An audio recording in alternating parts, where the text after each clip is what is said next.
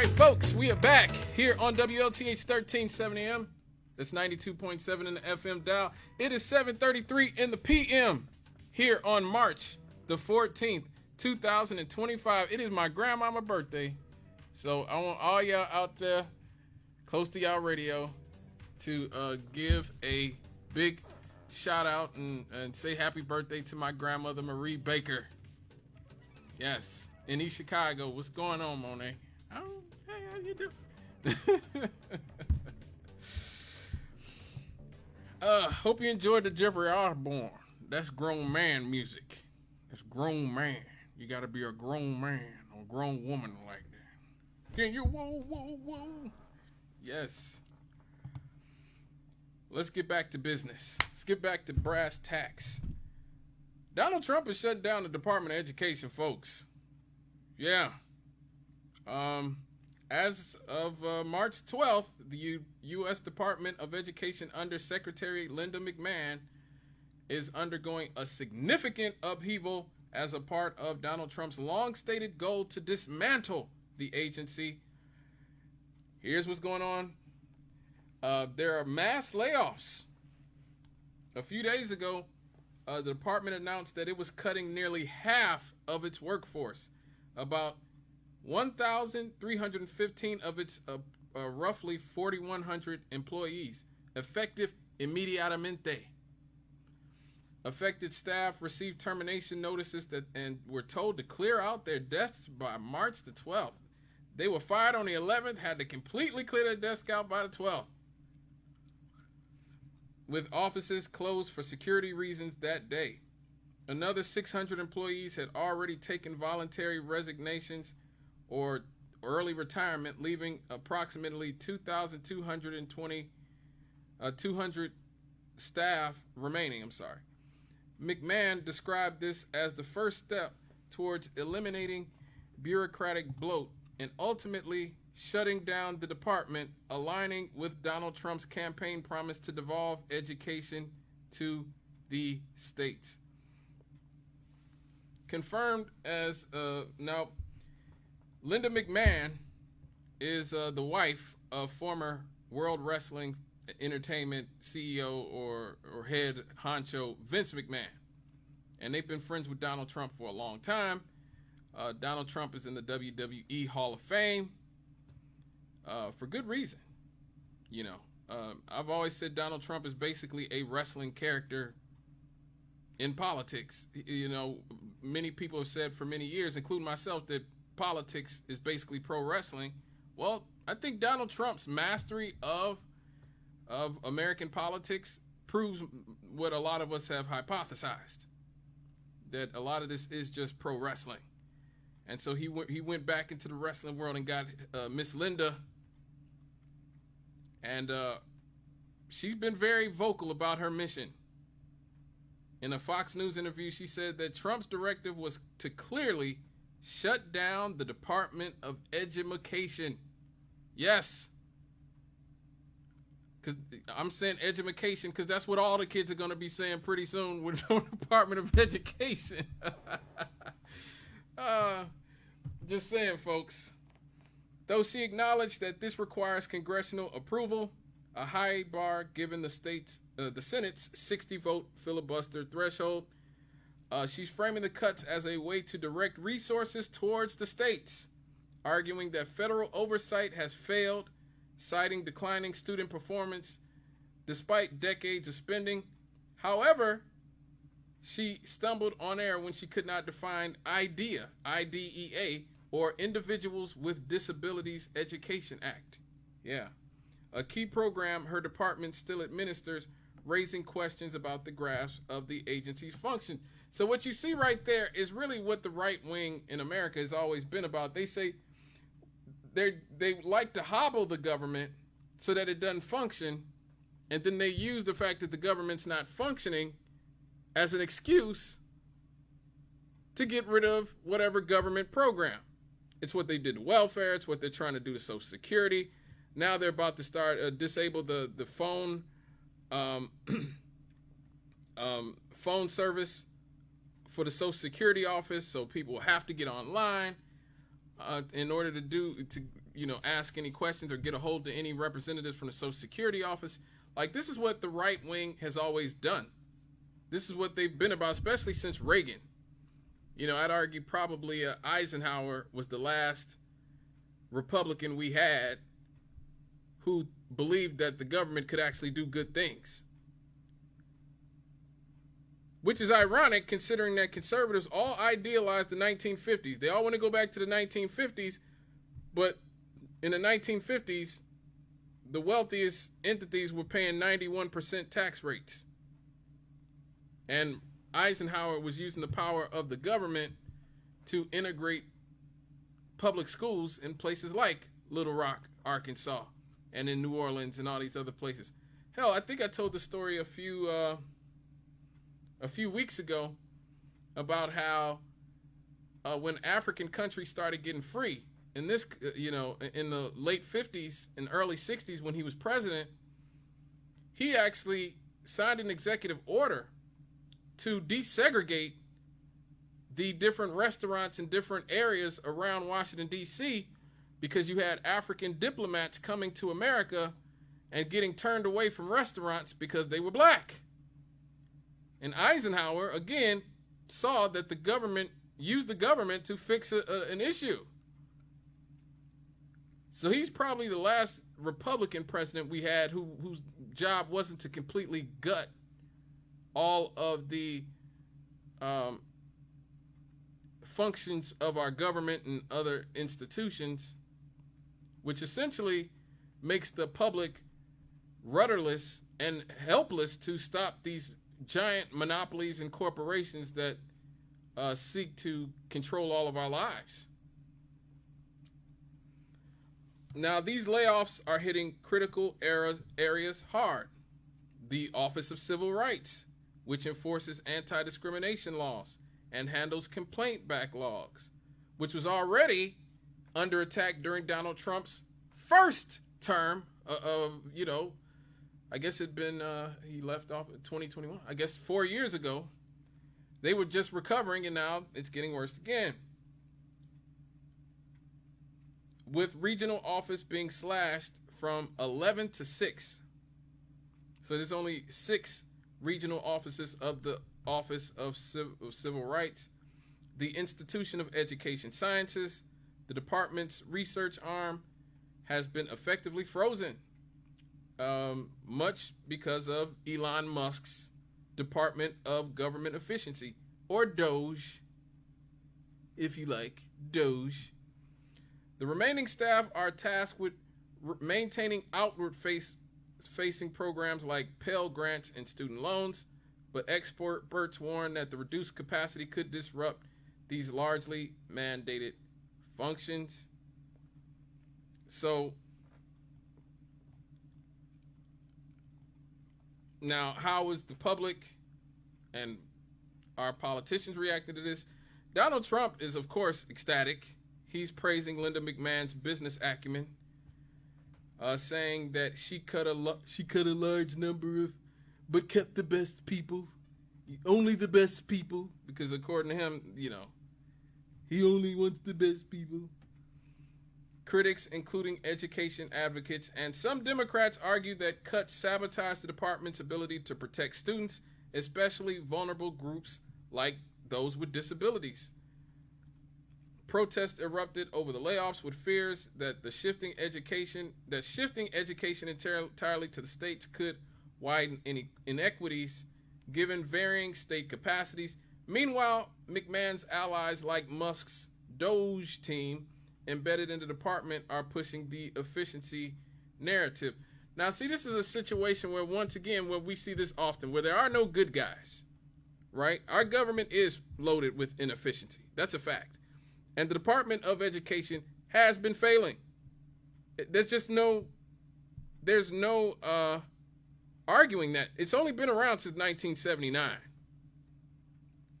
So it's important to state that, Here in the state of Indiana, I talk about this all the time. Gary, Indiana, at one point had some of the best schools in the world in the 1960s. Like, people used to come from all over the world to study the Gary method of schooling. Like I've seen like news magazine articles about it. Like Gary had some of the great school systems in the world, highest regarded school systems in the world. The work, school, play method was studied and copied and pasted all over Europe and other countries. This was before there was a Department of Education. So there's definitely an argument that the Department of Education has not been great.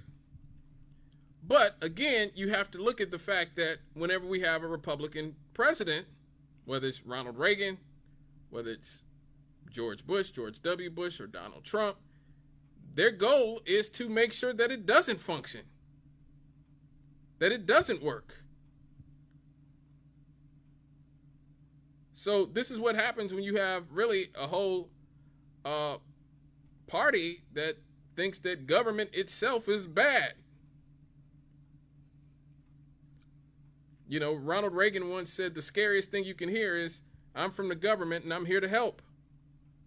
Well, that's what a lot of people who are, you know, trapped on top of houses in Hurricane Katrina were dying to hear.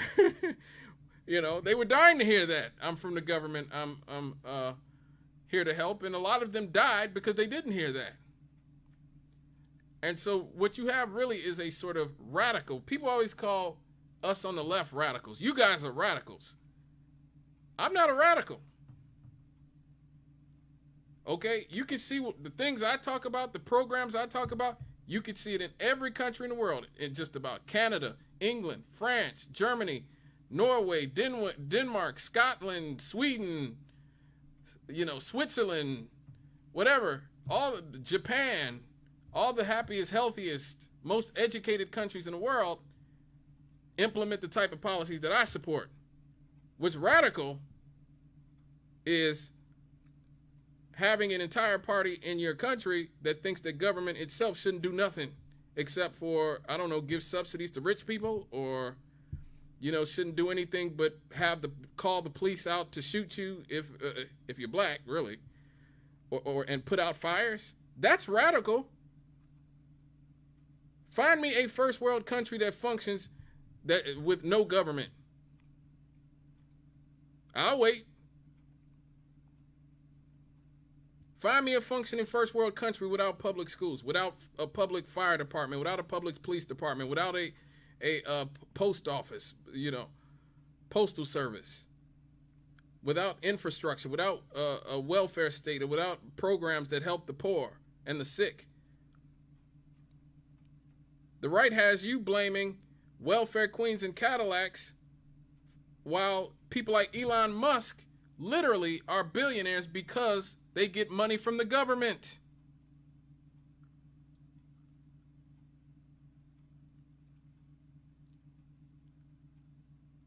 I'm pretty sure I talked about this a few weeks ago when I talked about Elon Musk. He was broke. He was beyond broke. NASA under Barack Obama bailed Elon Musk out, gave him $2 billion. He had nothing.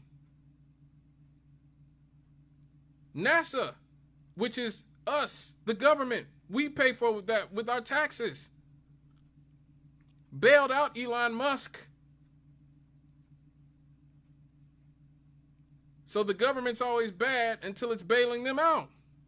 That's basically their political philosophy. Just like they all worship Ayn Rand. Oh, the writer Ayn Rand. Ayn Rand said once that poor people don't deserve love. Poor people don't deserve anything. That was her ideology, and that's the ideology of a lot of right-wingers. Ironically, she died on welfare and Social Security.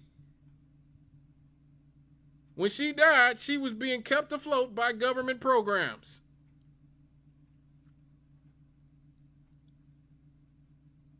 And this is why I say a lot of people on the right, and I talked about this a few weeks ago, don't have any ideology other than white supremacy. That is their only consistent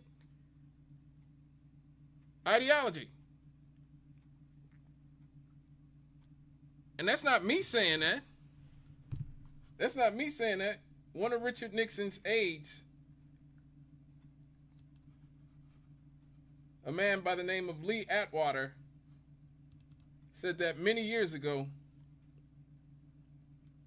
when he was talking about how the right-wing messages to the public, and he was talking about how things changed over the years, from the 50s to the 60s to the 70s to the 80s, what you could and could not say. So this is him from 1981 when he was interviewed while working in Ronald Reagan's White House. This is how the Republicans. Here's how I would approach that issue as a statistician or a political scientist, or no, as a psychologist, which I'm not, is how abstract you handle the race thing. In other words, you start out, and now y'all aren't quoting me on this. You start out in 1954 by saying nigger, nigger, nigger. By 1968, you can't say nigger. That hurts you, backfires. So you say stuff like forced busing, states' rights, and all that stuff. And you're getting so abstract now. You're talking about cutting taxes, and all of these things you're talking about are totally economic things. And the byproduct of them is blacks get hurt worse than whites. And subconsciously, maybe that is part of it. I'm not saying that, but I'm saying that if it is getting that abstract and that coded, that we're doing away with the racial problem one way or the other. You follow me? Because obviously sitting around saying we want to cut taxes, we want to cut this, and we want is much more abstract than even the busing thing, and a hell of a lot more abstract than nigger, nigger, you know. So any way you look at it, race is coming on the back burner. So that's Lee Atwater, who was he was Richard Nixon and Ronald Reagan's strategist back in the 60s, 70s, and 80s. And he said, look, back in 54, we could say nigger, nigger, nigger. And that's how we got people to vote for us. By 1968, we can't say nigger, nigger, nigger anymore. That hurts us. So we have to say stuff like school busing. And he said, now we're talking about cutting things and taxes and all that other stuff. He said, but essentially the aim is the same. And the messaging is the same. This hurts black people more than it hurts whites.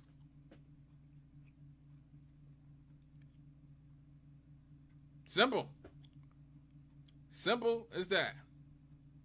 And you have another one of Richard Nixon's aides wrote a book called, I think it was called The Silent Majority or something like that. His name was Kevin Phillips. He wrote in like the 70s, he said, look, because like black people used to be Republicans. Like when Republicans say that, that's not true. A lot of black people used to be Republicans. Jackie Robinson was a Republican. Joe Louis, a lot of high profile, Wilt Chamberlain, a lot of high profile black people used to be Republicans back in the day. You know, because obviously slavery, the end of slavery, and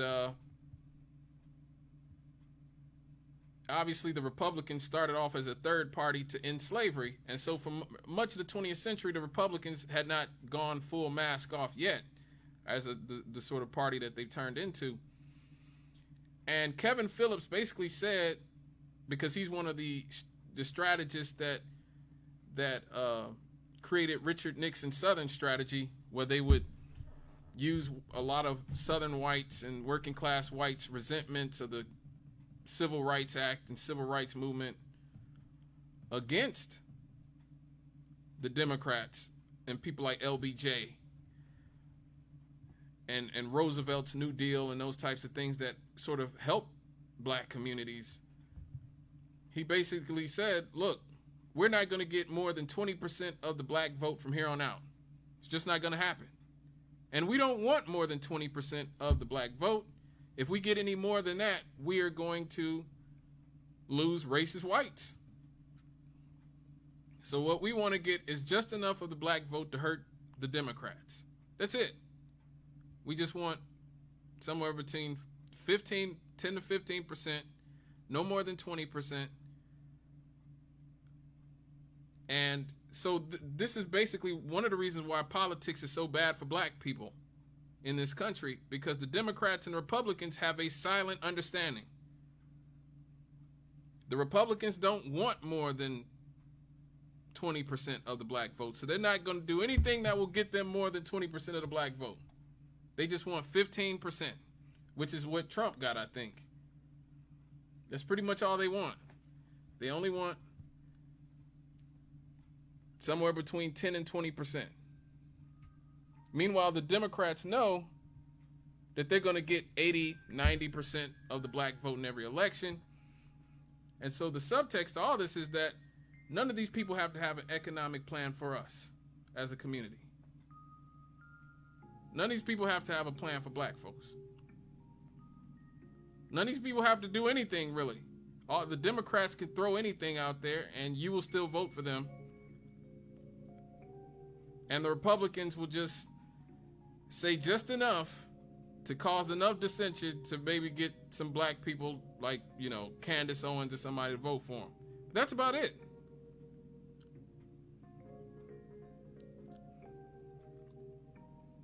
And so this is how we get to this point where we're at right now.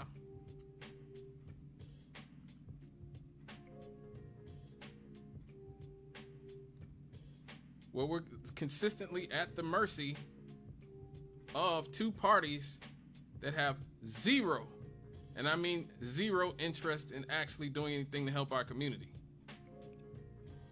And this is why I opted out. This is why I vote third party.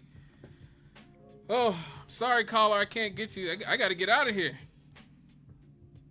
If I don't get out of here, then Dr. Williams is going to come in with the 2x4 and start regulating on me like Hacksaw Jim Duggan. So I'm sorry. You're just going to have to chop it up with me on Twitter.